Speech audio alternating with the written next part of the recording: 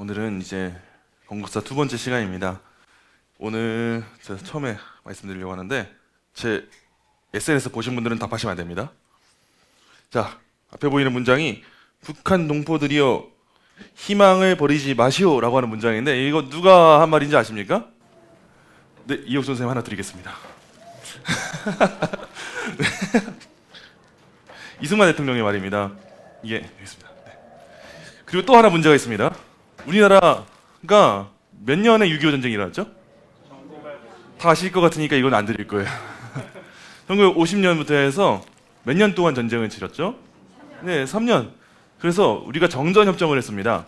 1953년에 몇 월 며칠에 정전협정을 했을까요? 7월 27일 오후 10시부로 바로. 네, 여기 있습니다. 이 정도면 가져가세요.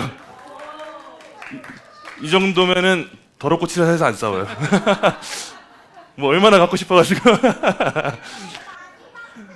네. 어떤 문제 네, 저희는 성가지가 아니기 때문에 네, 깨끗하고 투명합니다. 아무랑도 소통하지 않고 무통입니다. 무통. 7월 27일에 이제 정전협정할 때 이승만 대통령 담화문입니다. 북한 동포들이여 희망을 버리지 마십시오. 이 약속의 이 외침이 지금 73년째 지켜지지 않고 있습니다. 굉장히 마음 아픈 일이에요. 북한은 동포입니다. 우리가 북한의 독재 체제, 그 독재 체제와 그 수령에 있어서는 거절하고 거부하고 큰 목소리를 내지만 북한 주민들에게는 잘못이 없습니다. 우리가 표현을 정확하게 해야 되는데 북한 국민이 아니라 북한 주민입니다. 우리는 북한을 하나의 특수한 나라로 인정하지 않습니다. 우리나라 헌법에서도 북한 그 영토가 대한민국 영토라고 규정하고 있기 때문에 우리는 북한이라고 호칭을 하긴 해도 북한 주민이라고 헌법이 규정하고 있어요. 그렇기 때문에 이런 북한 주민, 동포라는 표현을 잘 사용해야 되는데 이런 말 좀 안 하는 시대가 됐으면 좋겠는데 통일부 장관이 이번에 난리가 났잖아요. 또 북한이라고도 부르지 말자, 조선이라고 부르자. 그러면서 미친 게 맞아요. 그거는. 그러면서 두 국가론을 세우자. 이 헌법이 이미 세워져 있는 나라 가운데 두 국가론을 세워가지고 무엇을 하는 거냐 했을 때 결국 한 가지입니다. 북한 독재 체제를 인정해 주는 것밖에 안 됩니다. 그런 걸 했을 때 사실 북한 주민들이 어떻겠습니까? 굉장히 안타까운 현실이에요. 우리야 지금 이 자유의 공기를 누리면서 얼마나 편하고 얼마나 속 시원해요. 에어컨 바람도 평생 쐬고 있고 비가 오나 눈이 오나 뭐 문제도 없고. 근데 북한 건물들 보시면 알겠지만 건물은 번지르르하게 지어놨는데 보면 창문이 없어요. 근데 사람이 살고 있어요. 이런 걸 보시면 아마 아실 거예요. 북한 역사가 아사사라고 했던 것처럼 거기서 뼈 아프게 굶고 있고 힘겨워하고 있는 동포들이 있습니다. 북한의 이런 동포들에 대해서 언급할 수 있었던 그 이승만 대통령의 이유는 기독교 정신이에요. 이승만 대통령 시기 때만 해도 여전히 사람들에게는 양반과 상놈에 대한 개념이 있었고 인종차별이 뭐 우리나라에는 없는지 아세요? 우리나라야말로 인종이 아니라 계급에 대한 차별이 있는 나라였습니다. 근데 그 한 사람 한 사람을 귀하게 보고 가르치려고 하고 그들을 위해서 노력하려고 하고 인권운동 하려고 했던 것은 철저하게 기독교 정신입니다. 제가 아무리 연구해봐도 역사 가운데 이승만 대통령만큼이나 기독교 신앙으로 나라를 운영했던 사람이 존재하지가 않아요. 훌륭한 사람 많이 있어도 이승만 대통령을 움직였던 원리가 기독교 정신이었기 때문에 우리가 그걸 제대로 파악하고 알고 있어야 됩니다. 그리고 우리에게도 여전히 살아 숨쉬는 기도가 있어야 돼요. 하나님이 오늘 오전 말씀도 마찬가지지만 우리가 이렇게 편안하게 예배하고 기도할 수 있는 환경 주신 거는 우리만 잘하라고가 아니에요. 우리가 말로만 북한 선교가 아닙니다. 실제로 속히 북한이 우리가 아름답게 평화롭게 통일할 수 있도록 우리가 기도를 해야 되고 속히 그 북한의 3대 세습 독재 정권이 무너질 수 있도록 기도해야 되고 우리가 빨리 그 동포들에게 이 구원의 소식과 희망의 소식을 전달할 수 있도록 노력을 해야 돼요. 이걸 제가 최근에 유튜브에 하는 영상에 다뤘는데 박근혜 정부 때 북한 인권법이라고 하는 게 시행이 됐습니다. 2016년에 시행이 됐는데 북한 인권법이라고 하는 법 내용 안에는 북한 인권재단을 만들도록 하는 내용이 써 있어요. 그래서 북한이 어떻게 돌아가고 있는지 파악하고 북한 인권의 실태를 고발하고 적합한 대응을 할 수 있도록 하는 게 북한 인권재단인데 문제가 지금 10년이 됐는데 북한 인권재단이 제대로 출범한 적이 없어요. 이유가 뭐냐면은 이 재단이 세워지려면 이사가 추천을 받아야 됩니다. 이사가 이게 뭐 보수든 진보건 그 정당별로 국힘이면 국힘, 민주당이면 민주당 추천해가지고 그래서 이게 재단이 출범될 수 있도록 만들어야 되는데 2016년에 법이 시행이 됐는데 곧 이어서 무슨 일이 생깁니까? 탄핵이 되죠. 그때 우리나라가 이제 촛불들은 맛이 들었잖아요. 아주 뭐만 하면 촛불 들고 나가가지고 탄핵이 되고 박근혜 대통령 문재인 정권 들어섰을 때 그때 계속해서 있었던 일이 뭐냐면은 보수 정당 의원들이 여기서 이사 추천을 했어요. 그래서 이제 민주당만 이사 추천을 하면은 끝나는 문제인데 계속해서 민주당이 이사 추천을 안 했습니다. 이게 낙태법이랑 같은 원리예요. 인권위원회든 어디든 헌법재판소든 간에 낙태법에 대한 명확한 규정을 만들어라고 했는데 국회에서 일을 안 하니까 낙태법이 지금 애매하게 붕 떠버린 것처럼 북한 인권재단도 이사 추천 문제에 있어서 민주당이 입을 닫아버리고 아무 행동 안 하니까 지금까지 계속 추천이 안 된 거예요. 윤석열 정부 때도 마찬가지로 국회에 압박을 넣었습니다. 인권위원회가 계속 압박을 넣었어요. 북한 인권재단을 만들어라. 만들어봤자 보수적 가치관만 있겠습니까? 그 안에 그 인권재단이 대부분 좀 진보적 가치관이 얼마나 많아요. 근데 그래도 만들어내니까 만들어라 했는데 끝까지 민주당에 추천하지 않아서 지금까지 붕 떠 있어요. 적어도 우리가 선거 문제에 발끈한 이유가 뭡니까? 이거는 보수 진보 문제가 아니에요. 누구 대통령이 정권 잡았냐 문제가 아니에요. 그래서 지금 슈퍼주니어 그 김희철 씨도 엄청 얘기하더라고요. 보수 진보 따질 게 아니라 선거 문제는 당연히 화가 나는 거다. 이거 당연한 논리이기 때문에 다 목소리 내야 되는데 안 내죠. 그리고 정치 문제로 엮어버리죠. 북한 인권 문제도 그렇습니다. 대한민국 국민이면 북한 인권에 관심이 많아야 됩니다. 이거는 사람이라면 그래야 돼요. 낙태 문제에도 사람이라면 관심이 많아야 됩니다. 그 태아의 작고 소중한 생명의 문제에 대해서 사람이면 관심이 많아야 되고 대한민국 국민으로서 밥 벌어먹고 살고 있다면 북한 인권에 대해서 사람이라면 관심이 있어야 돼요. 근데 이 문제에 대해서 입 싹 닫아버리고 있는 사람들이 인권이라고 말을 붙이니까 제가 열받는 거예요. 차라리 인권운동 하지 말고 자기들만 잘 먹고 잘 산다고 하면서 그렇게 하면은 저는 화가 안 납니다. 근데 밖에서는 세상 청렴한 척 했는데 부정을 저지르니까 우리가 정치인들 보면서 열받는 거잖아요. 뭐 민주당, 국힘 뭐 이 논리에서 뭐 다 됩니까? 다 똑같죠. 민주당, 국힘, 자역 다 그 안에 까보면은 부정과 부패가 득실득실하기 때문에 우리가 누구 추종하지 않잖아요. 대신에 일관성은 있었으면 하는 거예요. 정당의 정책과 방향성에 있어서 인권에 대해서 말을 하려면은 저는 이 나라에서 가장 중요한 인권 두 가지입니다. 태아 인권과 북한 인권. 다른 사람 인권은 비교적 우선순위에서 밀려나는 것 같아요. 응급실 가면은 응급실은 가장 우선시 되는 사람부터 다뤄집니다. 잠깐 뭐가 다치고 살이 까지고 벗겨지고 그 정도 가지고 빨리 왜 나 안 봐주냐 말 못합니다. 팔다리가 부러지고 절단난 사람들이 먼저 오면 그 사람들부터 책임져야 돼요. 응급실은. 나라도 그렇다 생각하는 거예요. 우리 나라도 적어도 인권 운동하려면 태아 인권, 북한 인권은 지킬 수 있어야 돼요. 그거 못하면 나라가 도덕성이 밑바닥이 나버린 거고 그런 나라에 무슨 기대를 하겠습니까? 나라에 만약에 그렇게 약한 사람들, 안 좋은 사람들도 안 챙겨주는 나라가 여러분 우리 챙겨줄 것 같으세요? 안 챙겨주죠. 그거에 우리가 분노를 하고 목소리를 내는 거예요. 적어도 우리가 기독교인이라면 북한 인권 문제 관심 많이 가져야 되고 북한 선교 문제 더 앞장서야 되고 그래서 저도 그렇지만 여러분들도 앞으로 시간 나실 때마다 더 북한에 대해서 연구를 많이 해주셔야 됩니다.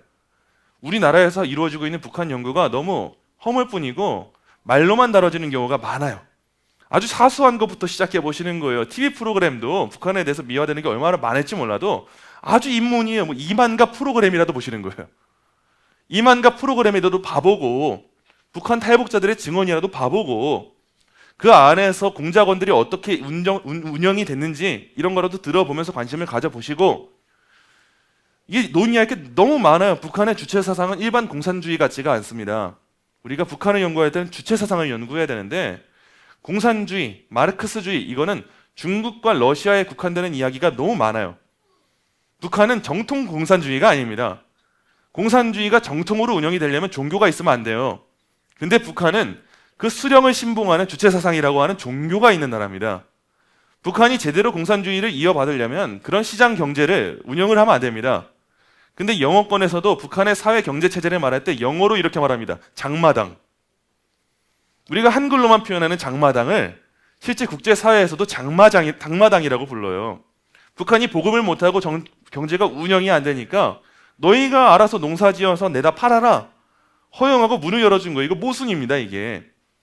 이런 거에 대해서 우리가 열심히 연구하고 파악해야 통일의 문이 언제 열릴지 우리가 어떻게 합니까? 하나님이 하시면 할 수 있는 거고 희망도 가지고 그리고 아직까지 안 열렸을 때 그럼 더 열심히 기도하고 목소리 내주고 그리고 문이 열렸을 때 정작 그 사람들과 우리들의 생활 스타일이 너무 다르단 말이죠. 언어도 다르고 문화도 달라요. 기독교가 없었던 나라이기 때문에 많은 도덕성을 기대할 수가 없어요. 우리와 같은 도덕성을 기대한다가 우리가 크게 봉변당할 겁니다.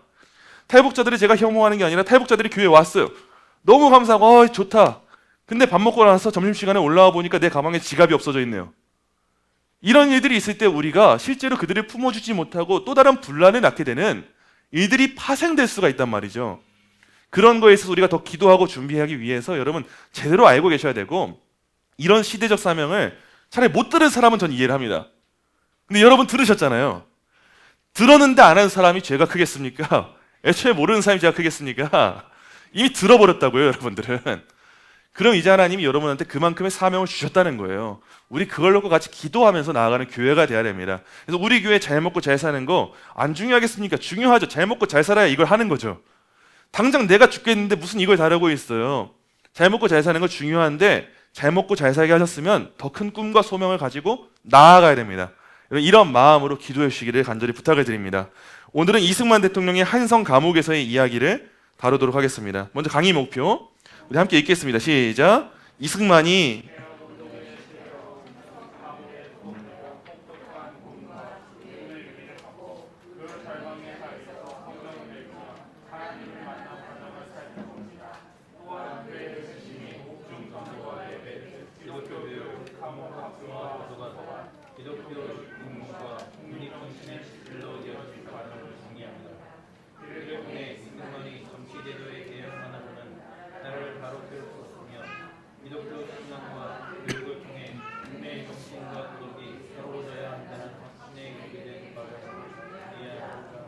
오늘 이 내용을 볼 겁니다. 이미 오늘도 늦기 시작하고 제가 앞에 말이 길어지니까 벌써 늦었어요, 시간이. 우리 그래도 쭉 한번 보도록 할게요. 오늘은 이승만 대통령이 어떻게 믿음을 갖게 되었고 믿음으로 나라를 보게 되었는가를 볼게요. 지난 시간 내용은 이승만이 배제학당에서 서양 문명과 민주주의를 만난 거, 그리고 언론 활동한 거, 그러면서 애국 청년이 된 거, 아직까지는 이 정도를 본 겁니다. 애국 청년이 된 수준.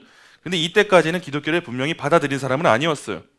배제학당 예배 참석하고 성경은 접했어요. 채플은 참석했어요. 근데 아직 큰 의미는 없었습니다.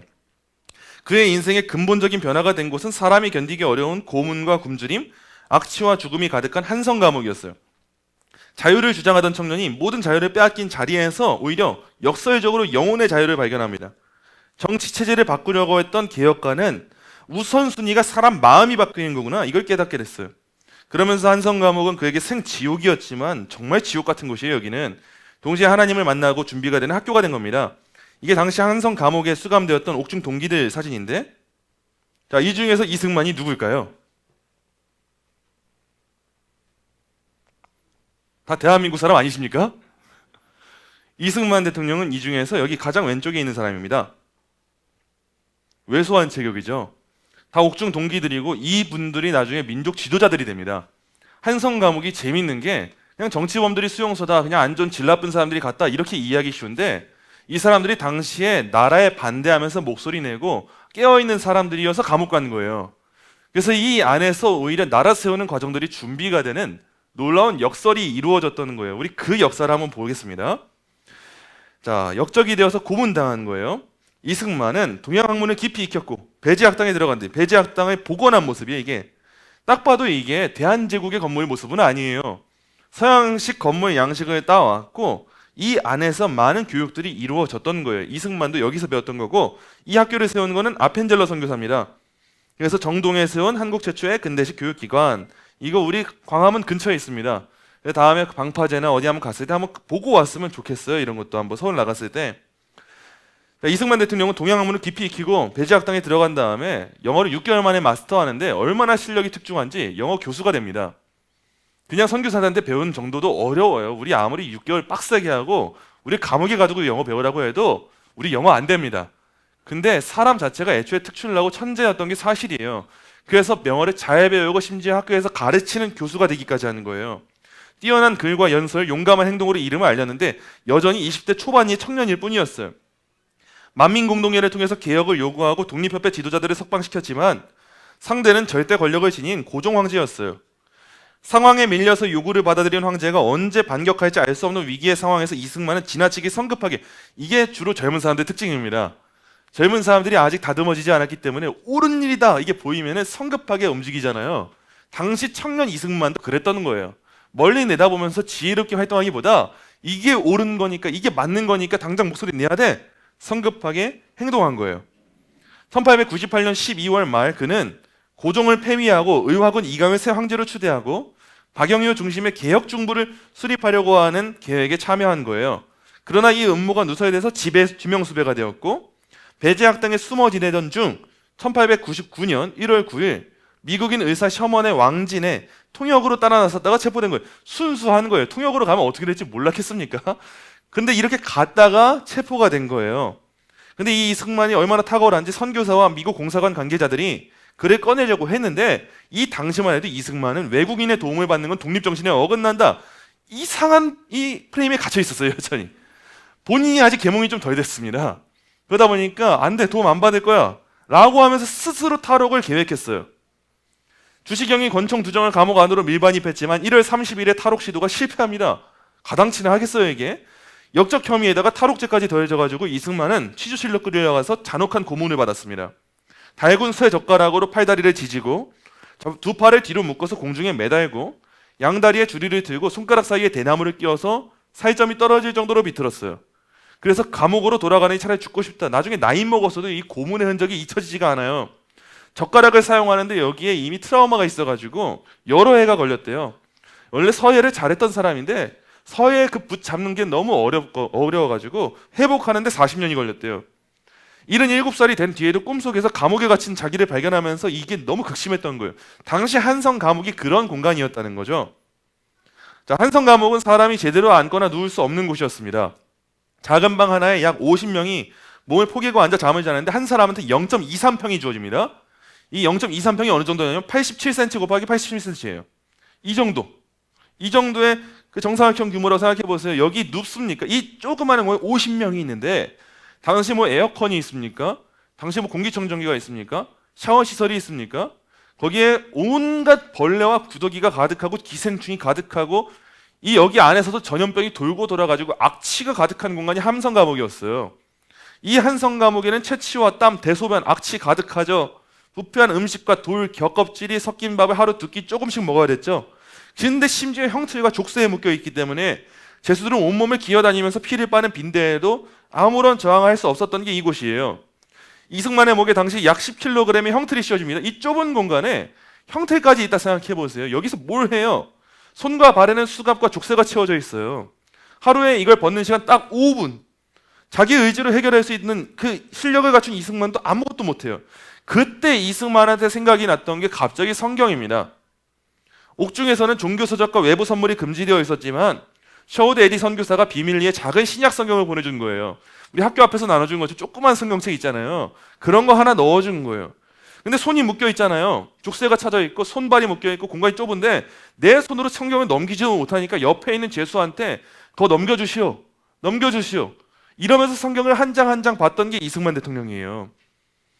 그래서 종료 죄수들을 통해서 이렇게 배웠죠. 그래서 배제학당에서 이런 공간에, 배제학당에서는 귀에도 안 들어오고 체포 시간에 뭐하고 있었겠습니까? 딴 생각하고 졸고 있고, 요즘 학생들이랑 똑같겠죠. 뭐 흘러 지나가겠지, 난 공부하러 왔으니까 이러고 있었는데 감옥에서는 이상하게 새롭게 와닿는 거예요. 그러다가 어느 날 이승만이 배제학당 예배실에서 들었던 설교를 기억해낸 거예요. 하나님이 기도하면은 응답하신다는 말씀이 기억이 납니다. 그래서 평생 처음으로 유교에 물들었던 이승만이 기도를 이렇게 하는 거예요. 오 하나님, 나의 영혼을 구해 주시옵소서. 오 하나님, 우리나라를 구해 주시옵소서. 이 기도에는 이후 그의 삶을 이끌 두 가지 방향이 담겨 있었습니다. 하나는 자신의 영혼을 위한 구원, 영혼 구원이 우선이죠 일단은. 그리고 나서 하나는 나라입니다. 나라. 이미 나라에 대한 소명의식이 있었던 사람이에요. 근데 이렇게 기도하자 깜빵이 빛으로 가득 차는 것 같았고 마음의 기쁨과 평안이 임하면서 스스로 이렇게 말하는 거예요. 완전히 변화된 사람이 되었다. 여러분, 우리가 그렇습니다. 우리가 신앙생활을 하게 된다는 건 우리가 어디 있든 간에 다 깜빵 같았던 거예요. 원래는 깜빵 같았고 어둠의 공기밖에 없었던 곳인데 같은 장소인데도 불구하고 예수님을 영접하고 나면 공기가 달라지는 거예요. 그 안에서의 우리의 호흡이 달라지는 겁니다. 그 안에서 내뱉던 우리의 한숨 소리가 하나님을 향한 기도의 소리가 되는 거, 그게 구원받은 사람들의 역사예요. 이승만 대통령이 지금 그런 거예요. 이 좁아터진 한성 감옥, 더럽고 취약한 한성 감옥에서의 그 공간이 예수님을 영접하고 나니까 빛으로 가득한 공간처럼 느껴졌다는 거예요. 배제학당에서 이승만은 서양 문명과 민주주의를 만났지만 한성 감옥에서는 하나님을 만났습니다. 정치 제도를 통해서 나라를 바꿀 수 있겠다. 똑똑했으니까 이 생각을 한 거예요. 근데 달라졌어요. 하나님께서 사람과 나라를 근본적으로 변화시키는 분이시다. 이거를 깨닫기 시작한 거예요. 감옥에서. 자, 1899년 7월 이승만의 형은 사형에서 무기형으로 감형되었고 그해 12월에는 다시 징역 10년형으로 줄었어요. 이 감형에는 선교사들의 노력도 있었고 가족들의 구명활동도 있었고 왕족이라고 하는 신분도 잘 사용된 겁니다. 바울도 로마의 시민권 가진 사람이어서 열심히 선교활동하잖아요. 하나님이 이것까지 준비시켜 주셔서 이승만이 감옥에서 썩은 게 아니라 풀려날 수 있는 시간들을 주신 거예요. 그래서 이승만에게 이 감옥 시간은 아프고 고통스러운 시간 정도가 아니라 하나님이 이 사람을 만지시고 훈련시키시는 그 학교의 역할로서 쓰임받게 됐다는 거예요. 그래서 형량이 줄어들면서 형틀, 수갑, 족쇄 벗어나고 조금씩 풀리다가 이제 변화가 되는 거예요. 당시 한성 감옥에 약 350명의 죄수가 있었습니다. 사기범, 절도범, 흉악범 많았는데 더 중요한 건 이거예요. 계엄파 관료, 군인, 언론인, 독립협회 회원 등 정치범도 많았어요. 대부분 이 사람들이 서구 지향적인 개혁파 애국자들이었어요. 애국운동 하다가 갔던 사람들인 거예요. 생각해보세요. 그러면은 굳이 바쁜 사람들 모아서 회의 안 해도 돼요. 이 사람들이 다 한 자리에 있는 거예요. 얼마나 잘 됐습니까? 여기에서 같이 공부하고 연구하고 준비하면은 이미 회의가 마치는 거예요. 하나님이 그 엘리트들을 여기 한 자리에 모아주셨다는 거예요. 이승만이 이때 믿음을 갖고 나서 뭐 하기 시작하냐? 아펜젤러와 언더우드 벙커 선교사들이 인도하는 성경 공부에 참여하면서 동료들한테 복음을 전합니다. 뛰어난 말재주가 있고 설득 능력이 있어서 복음을 전하는 도구가 되고 약 40명의 개종자가 생긴 이거 어마어마한 겁니다, 여러분. 우리가 어떤 사람 누구누구 권사님이 전도왕이다 뭐다 하는데 우리나라 초대 전도왕은 이승만 대통령이에요. 지금은 그나마 우리가 기독교 문화가 익숙합니다. 지금 사람들이 뭐 아무리 시대가 어렵다, 무신론 시대다 뭐다 해도 그래도 당시 한국보단 나아요. 유교 문화권에 있고 기독교 인구가 0. 몇 프로예요. 0. 몇 프로. 그 0. 몇 프로인 사람들한테 기독교가 이렇다, 예수교가 진리다 말한다는 건 말도 안 되는 일입니다. 근데 당시에 40명을 전도한다? 이거 엄청난 기적이고 이들이 어떤 사람들이 되었는가 봐야 돼요. 이 가운데 훗날 기독교 교육과 언론, 3.1운동, 임시정부, 국내외 독립운동에서 중요한 역사를 감당하는 인물들이 많이 있었어요. 그래서 전 국민에 있어서는 기독교 인구가 0%대입니다. 근데 기독교 지도자들, 민족 지도자들 가운데서는 과반수가 기독교인이었어요. 다 이승만 대통령에 의해서 전도를 받고 믿음을 가지고 기독교 입국론에 동의한 사람들이 이 나라의 지도자가 되었다는 거예요. 이거는 너무 놀라운 일이에요. 기독교 국가인 미국은 청교도들이 건너가서 세웠으니까 그렇다 쳐. 그건 비교적 안 놀라워요. 근데 유교 문화가 뿌리 내리고 있고 이 반미 감정, 이 외세에 대한 두려움의 감정 이게 뼛속 깊이 침투해 있는 이 나라 가운데 이 조선 땅에 이승만이라고 하는 한 사람이 뭐라고 그 사람을 통해서 복음이 전도되고 그 사람들이 준비되어서 이 나라를 시작하는 지도자들이 세워진다? 이건 기적적인 일이라는 거예요. 1902년 12월 28일에는 옥중 예배를 시작합니다. 죄수뿐 아니라 간수들도 참여할 수 있었는 이유가 뭔지 아세요? 이승만이 간수를 전도해버렸거든요. 얼마나 대단합니까? 거기에는 간수는 이승만을 지키고 두 눈 부릅뜨고 보는 사람인데 그 사람한테 예수교에 대해서 들어봤냐 증거라고 전달하면서 간수를 믿음으로 회심시켜버리니까 간수가 알면서도 모른 채 해주죠. 그 안에서 채플이 열린 거예요. 이들은 고문과 치욕의 장소였던 감옥을 그래서 복당이라고 불렀습니다. 복당. 축복의 집이라고 부른 거예요. 누구한테는 감방인데 누구한테는 이 자리가 복당이 된 거예요. 지옥 같은 감옥이 하나님을 만나고 예배하는 집으로 변화된 거예요. 그래서 복당 동지들은 성경을 읽으면서 예수 그리스도께서 다른 사람의 구원을 위해 자기 생명을 버리셨다는 사실에 깊이 감동했어요. 무고하게 고난받고 죽음을 기다리던 이들에게 십자가가 현실적으로 와닿은 거죠. 이 사람들이 기독교를 이렇게 이해하는 거예요. 우리들 생각에는 기독교가 자유의 종교라는 것은 의심의 여지가 없었다. 성경은 진리를 가르치고 있으며 진리가 너희를 자유롭게 하리라고 믿었다. 얼마나 더 깊이 뼈저리게 와닿았겠습니까? 자유를 갈망하다가 깜빵에 갔는데 이 안에서 자기는 생각지도 못했던 자유를 만난 거예요. 그 빛을 만나버린 거예요. 이들이 누리고 있는 자유가 우리가 얘기하는 자유랑 같겠습니까? 비교도 못할 정도의 자유죠. 기독교와 자유는 이들한테 분리된 가치가 아니었어요. 자유는 기독교를 통해서만 온다는 믿음이 있던 거예요. 그래서 하나님 앞에서 자유로운 사람이 돼야 권력과 전통의 속박에서도 벗어날 수 있고 진리를 아는 국민이 자유로운 나라를 세울 수 있다고 본 거예요. 그래서 복당 동지들은 국민의 갱생을 위해서 기독교 교육을 전파하자 같이 결의한 거예요. 그러면서 이승만은 감옥에서도 책을 손에서 놓지 않았습니다. 간수장 김영선의 배려와 간수장까지 섭렵해버린 거예요 지금. 그 대표되는 사람 교도관을. 그래서 배려와 선교사들의 도움으로 중국어, 영어, 한국어로 된 기독교 역사, 법률, 외교 관련 서적을 수없이 많이 읽었어요. 특히 세계사와 종교에 관한 영문 서적과 영자 신문 잡지를 통해서 국제 정치를 공부하게 된 거예요. 이때 선교사들이 딱 보니까 똘똘한 거예요, 사람이. 똘똘한 사람이어서 좀 키웠으면 좋겠다고 했는데 말 더럽게도 안 들었죠. 똑똑하니까. 우리 힘으로 하겠다, 내가 감옥 탈옥하겠다 그러다가 죄만 더 더해지고 그랬던 사람이 이승만인데, 이 사람이 회심하고 전도하고 복당으로 만들고 나니까 키우기 위해서 선교사들이 계속 책을 넣어준 거예요. 이것도 읽어봐라. 세계사 이 책도 읽어봐야 되고, 정치책 이것도 읽어봐야 되고, 신학책 이것도 읽어봐야 되고, 이걸 다 읽어봐라 공부시킨 거예요. 그러면서 옥중에서 10여 권의 책을 번역하거나 집필했고, 신문과 잡지에 약 80편의 논설을 기고했습니다. 만국사략과 만국공법을 한글로 번역했고, 청일전기에 너무 유명한 책 독립정신이라고 하는 기독교 입국론의 교과서입니다. 이 책이 바로 이 책이에요. 이 책을 감옥에서 만 29살에 이 책을 집필한 거예요. 당시 책이 어디 있습니까? 배울 게 뭐가 있습니까? 자, 이거는 원래 있던 책인데 여러분 책이 많아 보시면 이해되실 거예요. 어딘지 도무지 못 찾는 게 된 거예요. 그래서 최근에 또 샀어요. 여러분 보여드리려고. 제가 이렇게 또 사다가 나중에 제 원래 책을 발견하잖아요. 그럼 한 권은 선물하거든요. 이런 일 자주 있도록 기도해 주세요. 이 책을 감옥에서 썼는데 이게 이후에 있는 우리나라 어떤 대통령의 책보다 가장 기독교 정신이 투철하고 가장 건강한 국가관을 갖고 있는 명저입니다. 명저. 이 책이 처음에 당장 한국에서 나오지 못했어요. 그래서 외국어로 쓰고, 그리고 나서 나중에야, 후대에야, 미국에, 이승만이 미국에 가 있고 나서요. 그리고 나서 후대에야 나온 책이 이 책이에요. 이 책은 여러분 한번 나중에 꼭 보실 필요가 있어요. 말은 좀 어려워요. 옛날 말이어가지고. 그래도 이승만이 이런 일을 했다는 거예요. 감옥 안에서. 그래서 감옥은 이승만의 육체를 가둔 장소였지만 기독교와 세계사, 정치와 외교를 배우는 개화의 대학이 된 거예요. 그리고 잘 배우는 사람들은 혼자 공부하지 않습니다. 1901년엔 수감된 청소년들을 위해서 감옥 학교를 열었어요. 우리나라가 바뀌려면 다음 세대를 키워야 돼요. 그래서 청소년들을 가르친 거예요. 국문, 역사, 영어, 일본어, 산수, 세계사, 기독교 혼자 다 가르칩니다.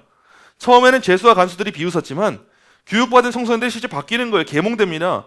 그러니까 감탄하게 되고 성인 학교까지도 열리게 된 거예요. 감옥에서. 그랬던 이승만의 할 수 있었던 원동력이 뭐냐? 기독교 신앙이 아무리 악해도 버리지 말자, 사랑으로 가르치자, 병든 자가 있어야 의원이 쓸데있느니라, 이 말씀 붙잡고 감옥을 학교로 만들어버린 거예요. 그래서 선교사들이 보내준 책이 늘어나면서 523권의 규모의 감옥 도서관이 세워진 거예요. 책의 약 3분의 2는 기독교 관련 서적이었고 평민과 양반 모두 성경을 가장 많이 읽었어요. 한성 감옥은 성경과 교육을 통해서 사람을 변화시키는 선교의 요람이 바뀐 거예요. 그렇기 때문에 이제 우리가 절대 입에서 사라져야 되는 게 있습니다. 제가 상황이 이래서 복음 못 전합니다. 이거는 사라져야 돼요. 진리는 그런 게 아닙니다. 감옥이어도 전달되는 게 진리예요. 우리는 너무 누리는 게 많은데 진리를 못 전하잖아요. 이승만 대통령한테 그런 기독교 신앙이 전파된 게 아니었다고요. 비교해 보자고요, 한번. 그럼 우리의 신앙이 더 진짜에 가깝겠습니까? 이 한성 감옥에서 이승만 대통령의 신앙이 더 진짜에 가깝겠습니까? 이승만 대통령이 그렇게 열심을 다해서 활동했다는 거예요. 그러면서 감옥에서 기독교 입국론을 이제 세우기 시작합니다. 그때 가장 중요한 거 정치 제도가 우선이 아니라 공산주의, 민주주의 이게 우선이 아니라 사람이 바뀌어야 되는데 어떻게 바뀌냐? 신앙입니다. 신앙. 감옥에 들어오기 전 이승만은 개혁 정책과 의회 설치 등 정치에만 너무 많이 관심이 있었어요. 나라가 이러면 안 된다.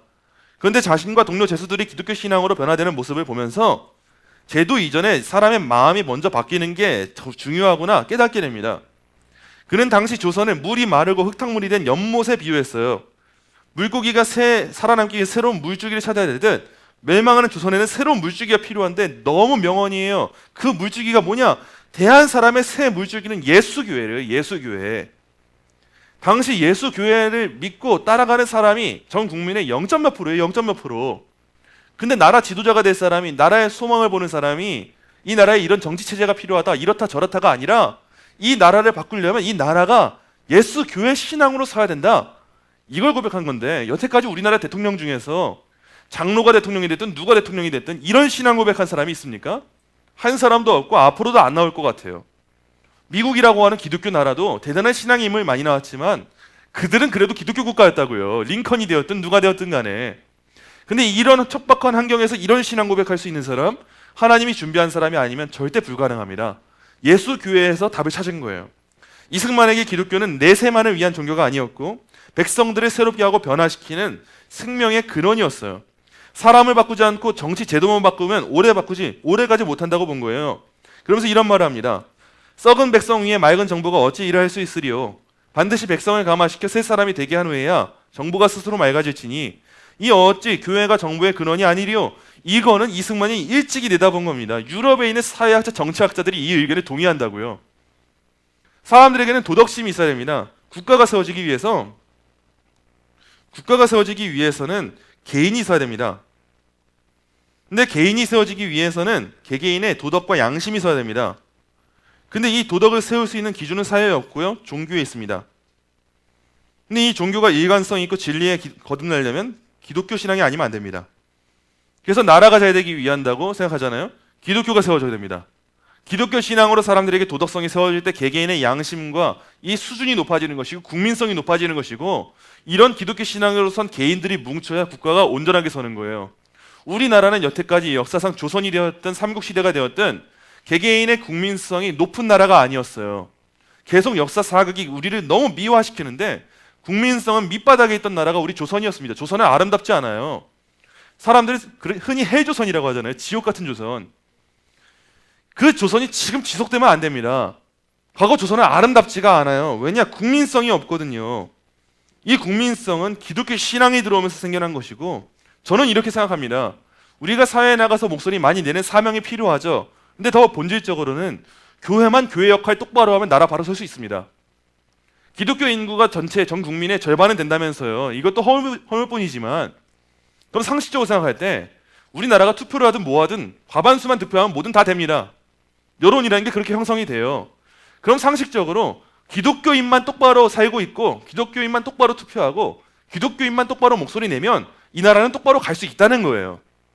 그렇기 때문에 지금 먼저 필요한 것은 사회제도 중요하죠. 근데 그보다 우선은 기독교가 바로 서는 게 필요합니다. 기독교가 내부적으로 외부적으로 방어도 방어지만 안에서부터 깨끗한 물이 흘러나와야 되고 이런 기독교 신앙의 변화와 국민들의 기도가 있을 때 한성 과목이든 아니든 중요하지 않고 그때 변화가 시작되고 부흥이 일어날 수 있는 거죠. 이승만이 바로 이걸 봤던 거예요. 그러면서 이승만이 교화를 말할 때 단순히 지식교육 말한 게 아닙니다.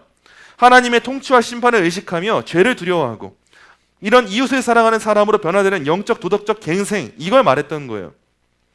모든 것을 보시고 심판하신 하나님을 믿을 때 보이지 않는 곳에서도 정직하게 행동하는 국민이 형성될 수 있다는 거 이거를 겉모습으로 따오면 새마을운동이 되는 거고 이승만 대통령은 본질적으로 기독교 신앙에서 답을 찾았다는 거예요.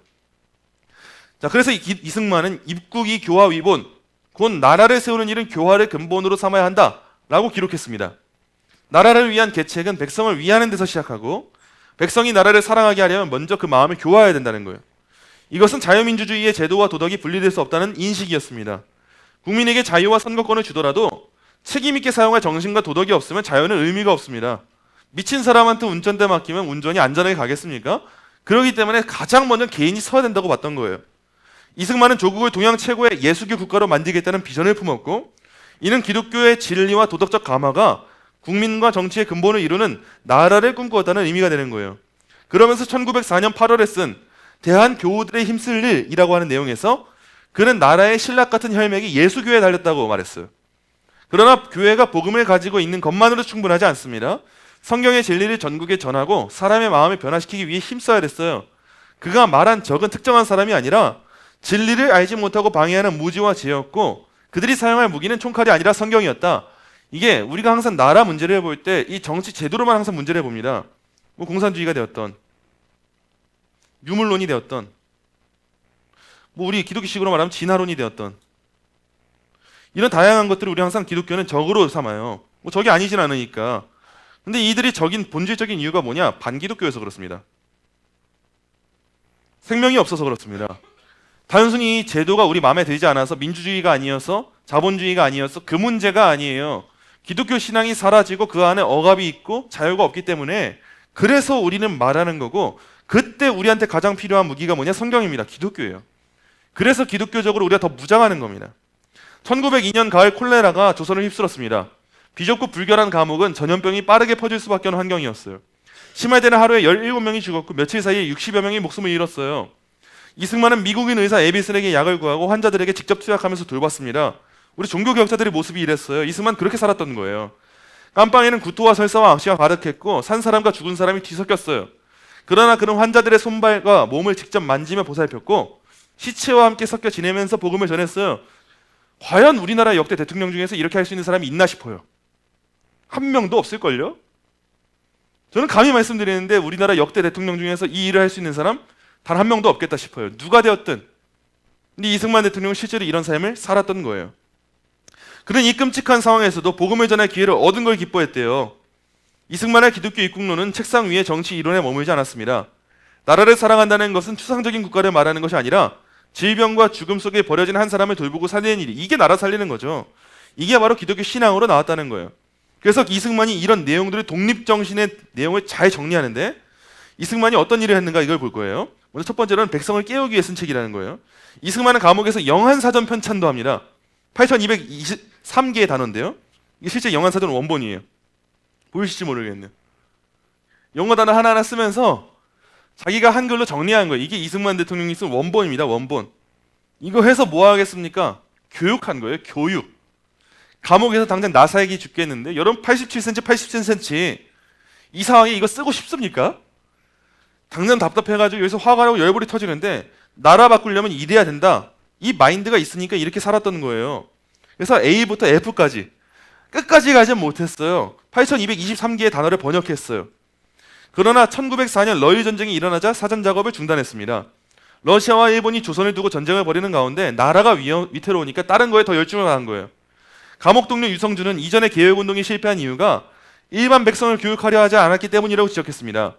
조선이 독립을 지키려면 백성이 깨어나야 됩니다. 그리고 백성을 깨우기 위해서 누구나 읽을 책이 필요해서 여태까지 조선 가운데 이런 마인드를 품었던 사람이 있습니까? 아무도 없습니다. 임금이 되었건 수많은 관료가 되었건 조선 땅을 위해서 이런 마인드를 가진 사람이 없었는데 혁명입니다. 이거는 혁신이에요. 이승만 이런 마인드를 갖고 있었다는 거예요. 그래서 이승만은 1904년 2월 19일 만 29의 나이에 이 책을 쓰기 시작했고 이 책에는 세계 역사와 국제관계, 자유와 독립, 교육과 기독교를 종합해 일반 국민에게 설명하기 위해서 썼다는 거예요.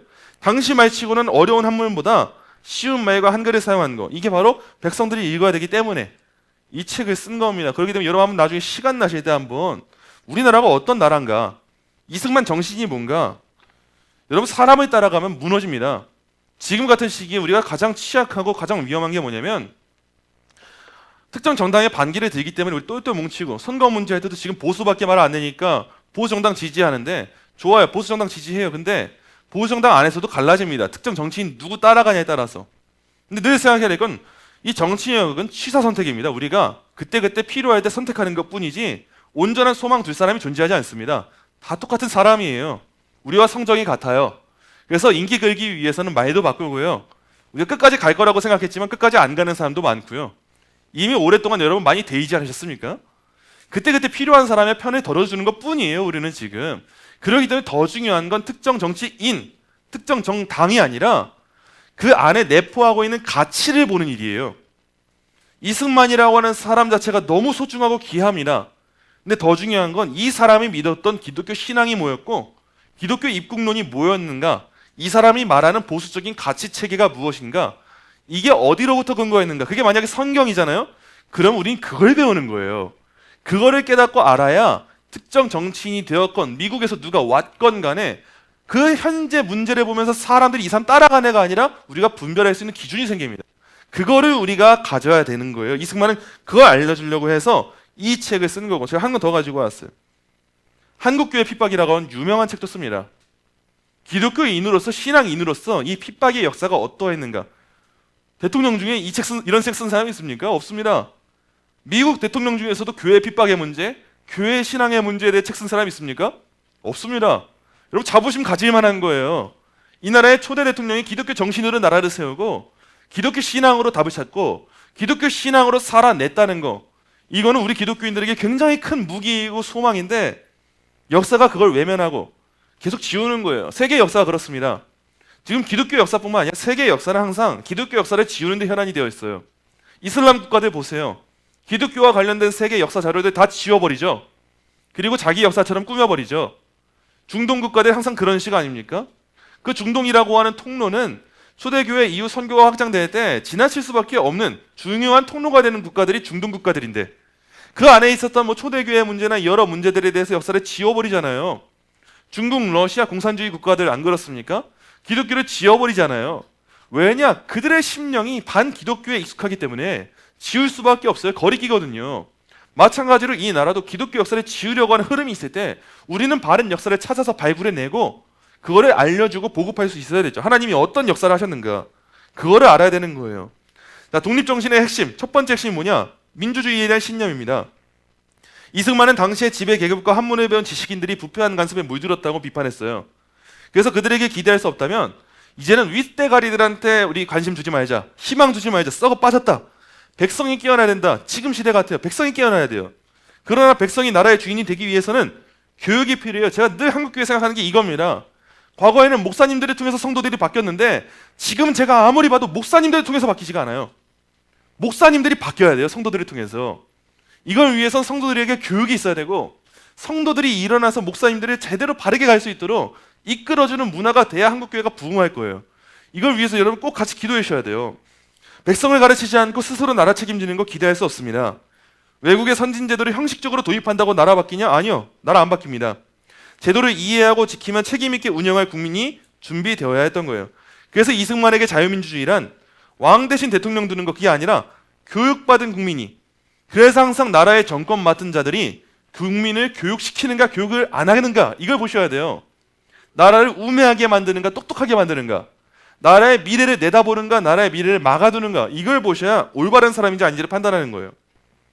자, 이런 독립정신은 개방과 신학문, 외교와 국가 주권, 자유의 중요성을 강조합니다. 그러나 이승만은 이 모든 가치가 도덕적 기초 없이 온전히 열매 맺기 어렵다고 본 거예요. 항상 말하는 이 도덕적 기초는 기독교의 도덕적 기초예요. 기독교는 자유를 책임있게 사용할 양심과 도덕을 형성해요.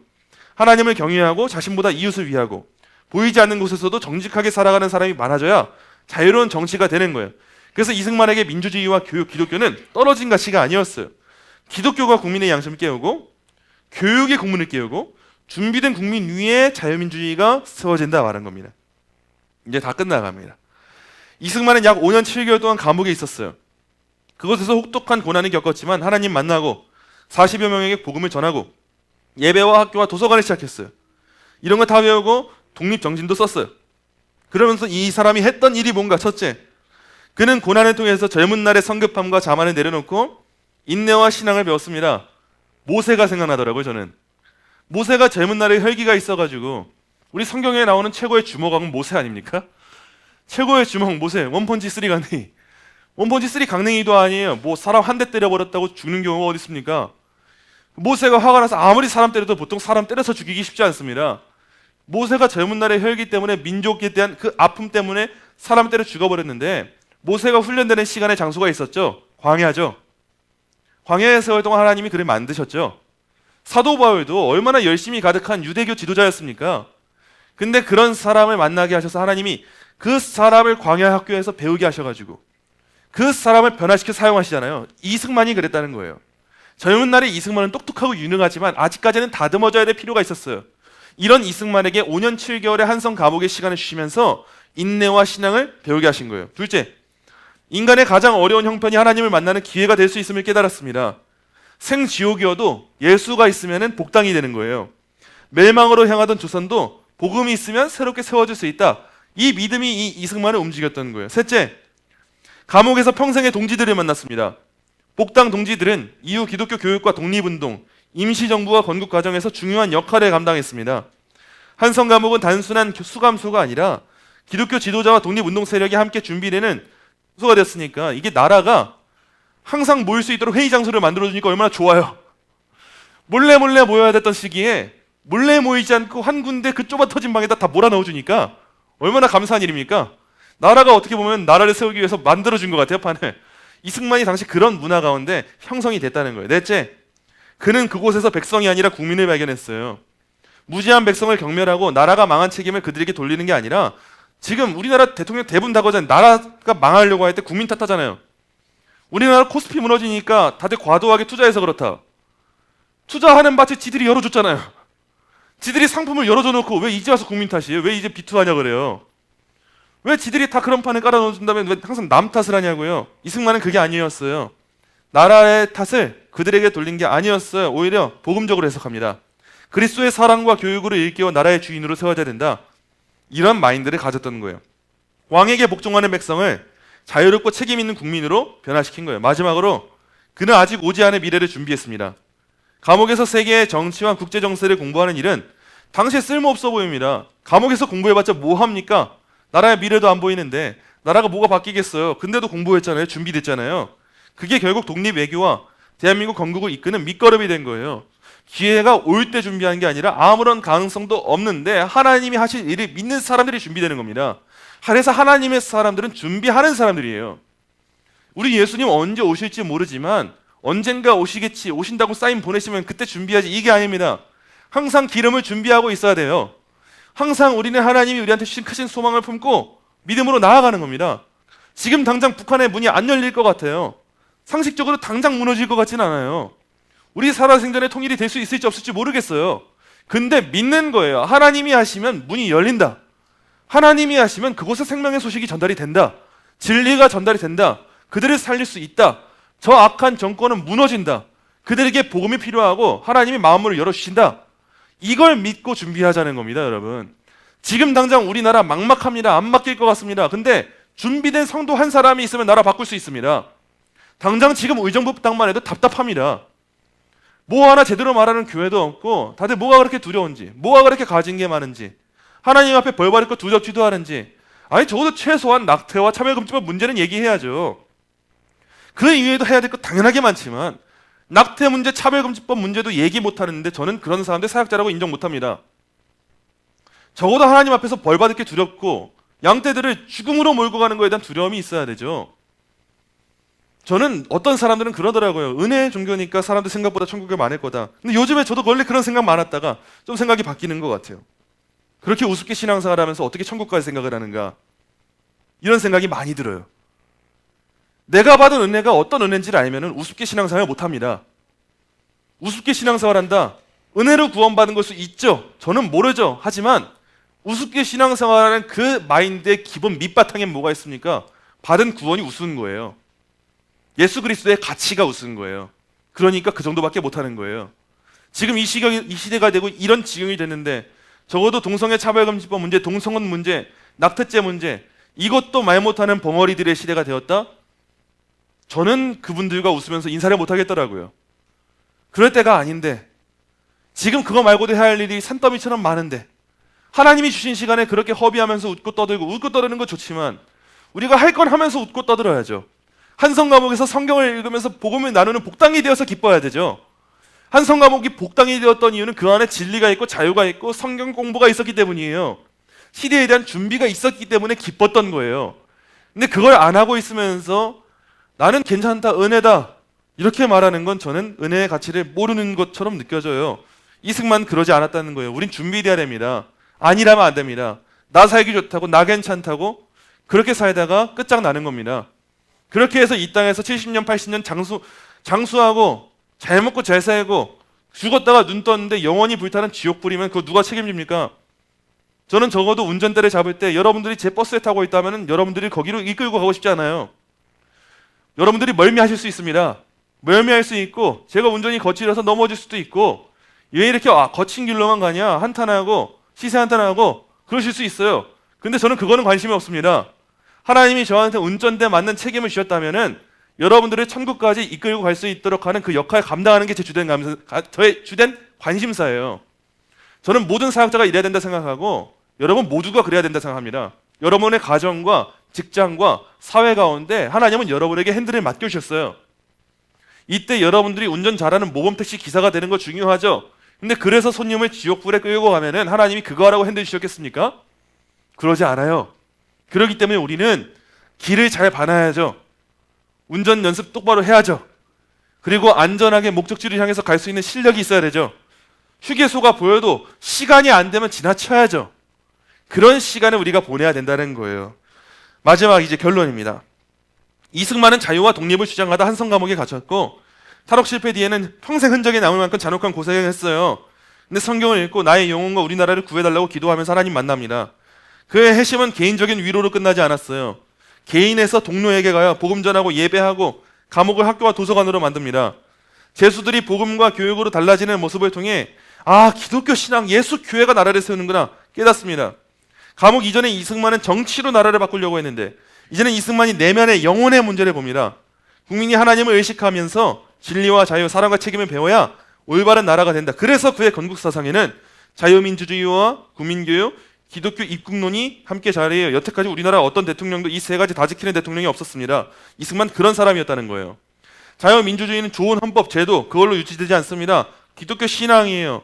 다음 문단입니다. 한성 감옥은 이승만의 육체를 묶었지만 그곳에서 그는 참된 자유의 근원을 발견했어요. 몸은 감옥이어도 복음은 매이지 않았고 승지역은 예배와 교육이 이루어지는 복당으로 변했어요. 그곳에서 이제 우리나라가 준비된 겁니다. 우리나라 그렇게 세워진 나라인데 여러분 자부심 가져야 되지 않겠습니까?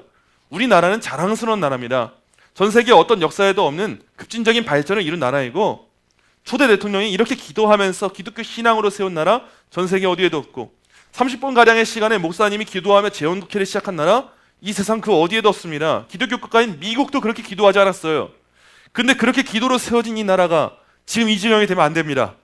이들의 이 눈물의 가치가 우리에게 전달이 되고 우리에서 끝나는 게 아니라 우리 주변이 복당이 돼야 되고 그 복당으로부터 다음 세대가 계승이 돼야 됩니다. 우리나라가 그렇게 나아갈 때 하나님은 이 나라를 절대 포기치 않으시고 사용하시고 역사하실 거예요. 우리 교회가 그런 사명 가운데 앞장설 수 있는 그런 교회 되기를 간절히 소망합니다.